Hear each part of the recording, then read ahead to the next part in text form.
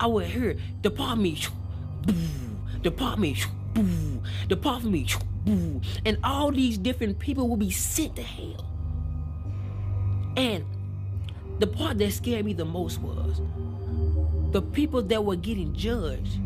You could hear when God was talking to them, and you could hear everything they got judged from. So if somebody went to hell for something that you knew you struggled with in your life, you know where you were going. And so I'm just seeing people go, shoot, sit there, boo, boo. But I'm seeing the flame, and it's just constantly burning everybody outside that haven't been judged yet.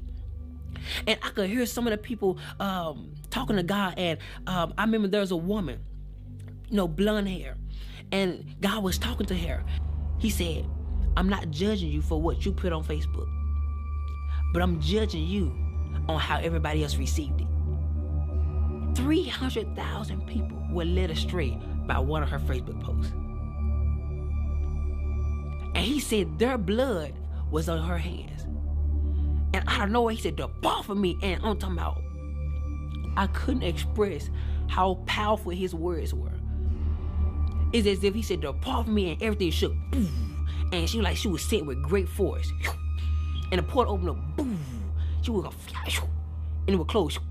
And the screams was so late, it terrified me. People, adultery, fornication, so many different things that I could actually hear. And people in front of me were terrified because a lot of those people were struggling or went through the same situation, and they never repented. So 1,000 sent here. They would flying. They was flying so fast. I've never seen something so fast. And it got to the point where I was next in line, and he called me up, and he started talking to me. And keep in mind that our life held us hand to hand. So anything we did in our life, our life testified against us. So you couldn't lie because your life testified. Say, yes, you did this at this time, yes, you did. And whenever God would speak to me, you would see a big screen, like you would see as if whatever God says, it comes to life. And so he started talking to me, and he started telling me everything that I could have did better. And at this point, I'm like, okay, God, I could have did this better. I did it, I did okay with it, but I could have did better. So he began to say other things, and he brought up this specific woman. And he asked me, why didn't I forgive her? And he gave me her specific name. I'm not going to say it. He gave me her specific name. And I knew exactly what he was talking about. He asked me, why didn't I forgive her? I said, I did, God. I did forgive her. He said, well, if you forgave her, when you get on the phone and talk to her, why is it that you treat her like the situation happened all over again? And I'm like, God, but I did forgive her. He said, well, if you forgave her, why are those seeds still in your chest? And I looked down. I was like, oh my God. That's what those are for. Those are seeds of what I did in my life. The things I didn't forgive. So he was talking to me, and I was like, oh my God. And he told me, he looked at me and said, because you didn't forgive her, I didn't forgive you some of your sins. And I was like, oh my God. And he started telling me so many other things, and he ain't told me not one good thing yet. And at this point, I'm getting terrified because my mind is starting now going to a place where I'm imagining how hot this fire is going to be when this portal open. And so, I'm scared. I didn't know how to explain how terrified I was. Words can't describe. When you meet God face, words can't describe how terrifying it is to look your Creator face to face.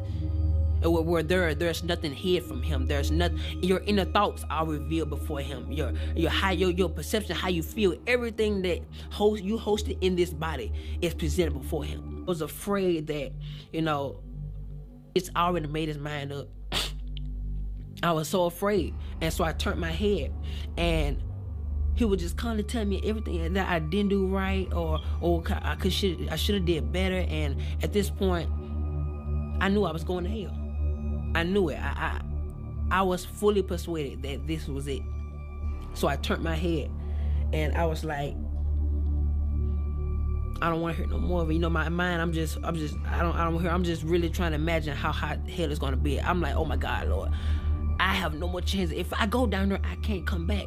Like, Lord, please don't send me to hell. Please, like, God, please. I'm begging you. And I'm more terrified. I was more terrified than I can express. And he looked at me, he said, face to face, you don't get a well done. You get a you barely made it. And he stepped back and said, come.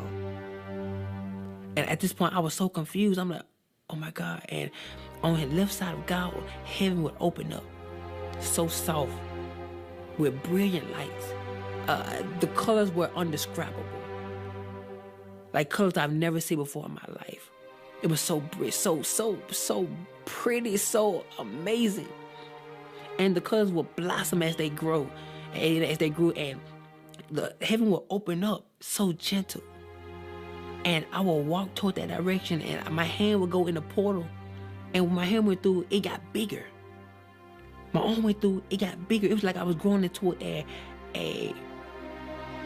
mature state of a glorified body. And so my leg went through, like, got bigger, and you can see how big I got on the other side. And how my soul was being transformed into a glorified body. And my body would go through it, and only piece that was left behind was my leg. And right before my last foot got in, I woke up. The dream scared me so bad. I was underneath our living room table for hours. I was so terrified. I was terrified to move. I was terrified to do anything because I was afraid it was going to be added to my judgment.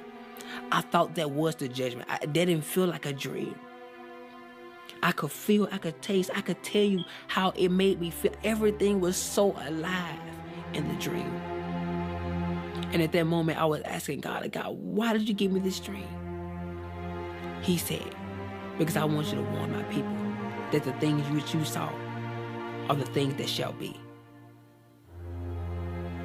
And I didn't realize that what I prayed for and the vow I made before God, that he was going to fulfill it. Now he's looking for my end to be fulfilled. Forgive. Let go. I couldn't describe how many people that allow for unforgiveness to grow in them, and it caused a bitterness, which caused them to do things that they got judged for. That thing caused them not to make it to heaven. I was terrified. It was so many people went to hell, and it felt like I was the first one. Like God was, it was thousands among thousands of people in front of me. That is scary to me.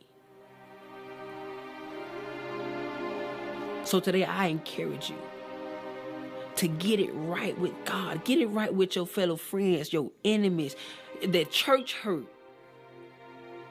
that causing you to attack people in silence. Go get it right. Because hell is not worth it.